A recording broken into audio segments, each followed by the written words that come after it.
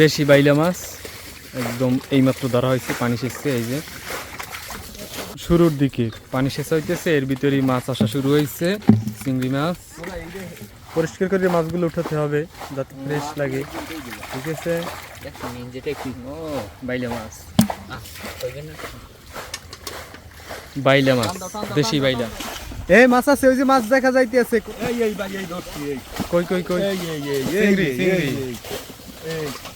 আজগো খালি দেখাম, অন্য খালি চিংড়ি মাছ দেখাম।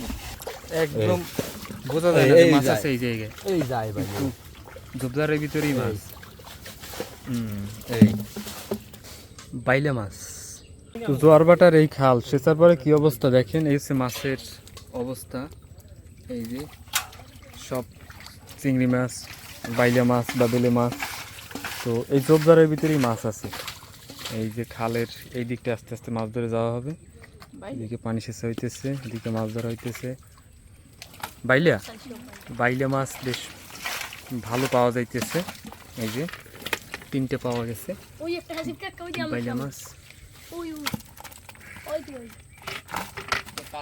চিংড়ি মাছ একদম দেখতে গলদা চিংড়ির মতো, কিন্তু এগুলো হচ্ছে গোদা চিংড়ি।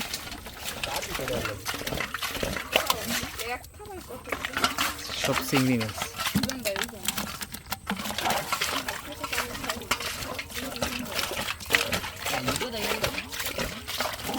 এই একটা, এই যে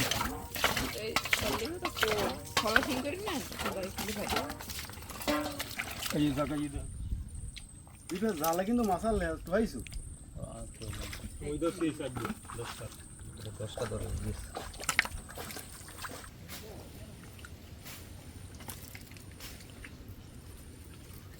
বাইলে বুইলে পাইছেন এটা?